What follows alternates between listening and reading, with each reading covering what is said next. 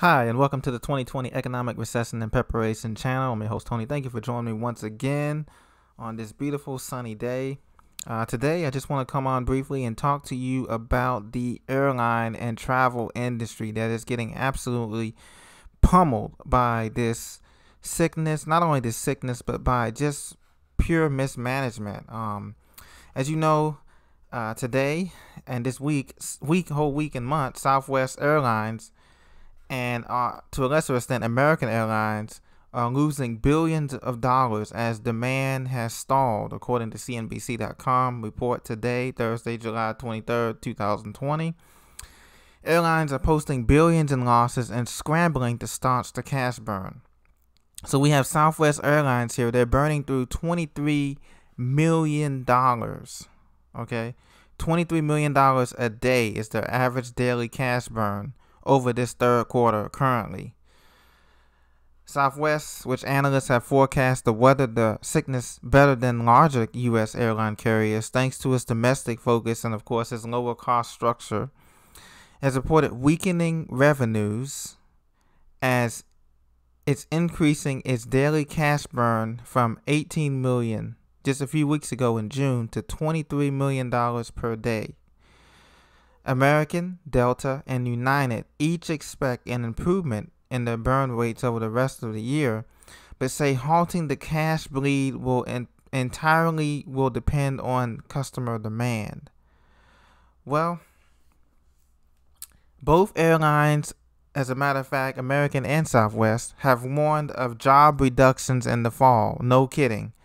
Southwest says it does not plan to furlough or layoffs this year thanks to a strong employee take-up for extended leaves or early retirements that would generate $400 million in cost savings for the fourth quarter. So in the headline from CNBC, they say that the CEO of Southwest is saying that he warns the recovery hinges on a sickness vaccine. But wait a minute, I thought the recovery hinged on the stimulus package bailout. According to reports, as you remember, U.S. Airlines received a $25 billion government bailout to cover payroll, the PPP loan, through September. And now unions are lobbying for a second package to keep workers employed through March of 2021. Okay, that's the airline unions. So many airlines, as you know, have toughened their policies on face masks this week. Southwest told customers on Wednesday that if they can't wear a mask for any reason, they should not fly. Only children under the age of 2 are exempt from the rule of face mask. And so most of the other airlines have followed suit, of course, requiring the mask is mandatory. Southwest had a $1.5 billion net loss, or $2.67 per share in the second quarter, as total operating revenue fell from 82.9% to $1.01 billion. At American, the net loss, excluding items, was $3.4 billion, while operating revenue plunged to $1.62 billion. So it looks like the only good news airline here that's prospering is budget carrier Spirit Airlines, because they're scheduling big capacity adds for August and September, and even though demand is weakening. So we have a weakening demand for airline travel, obviously, and that means more jobs are going to be lost in that industry that are not going to be replaced. So they could probably extend it to, let's say, the end of this year. But after that, there will be job cuts in these industries by both American Airlines, Southwest Airlines, and possibly even Delta Airlines, as he warned that by October, most of their money will be spent, and they probably will end up doing some furloughs of employees. Southwest Airlines estimate the third quarter capacity will decrease between 20 and 30% over last year. They said that American Airlines CEO Derek Kerr said, "We'll let demand serve as a guidepost for our future capacity levels. We will continue to be relentless in identifying additional ways to improve our cash burn rate going forward." He said the airline would likely cut more capacity in August and September. So this year is a wrap. For third and fourth quarter, airline capacity is not coming back to more than half of what it was pre-sickness. And so that means more jobs lost. That means more furloughs of workers, or buyouts for those who are close to retirement. So that's going to come after September 30th because according to the article, the airlines are prohibited from laying off or furloughing workers through September 30th. And that's under the terms of the $25 billion stimulus package, PPP loan that they got from the government earlier this year in the first package. So we're looking at travel demand falling. We're looking at more jobs lost.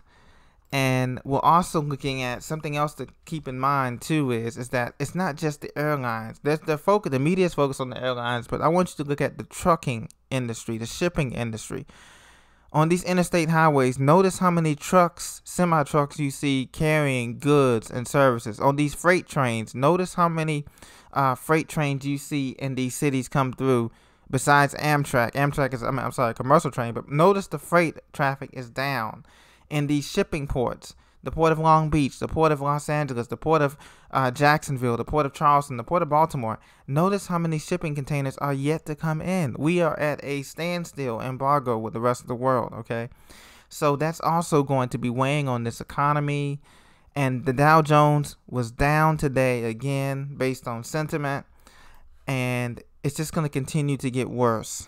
And so I would encourage everyone, instead of making plans to travel, essential travel, yes, for family and for, a break from the norm. But outside of that, I would use that money to make preparations in your own homestead and in your own community to survive what's coming, because they only can prolong this for so long. And it looks like we're getting to the point now where they're getting ready to let some of these companies just go bankrupt by the end of this year because they're just not going to have the cash flow, liquidity. And we've talked about that in earlier videos. Cash flow and liquidity is of utmost importance for both individuals and companies. And so the only thing holding these airlines up right now is the hope of the stimulus until September 30th. And that's the only thing that's saving them, because they're losing so much money right now. And a lot of them are going to end up going bankruptcy or merging with somebody else. So that instead of having 10 or 12 American carriers, we may only have 4 or 5 left standing when all of this is said and done, if it's ever said and stopped. So just something to keep in mind. Continue to make your preparations. Continue to prepare. I just wanted to bring you this breaking news straight out the bat. And I'll be back with you shortly with more news. See you soon.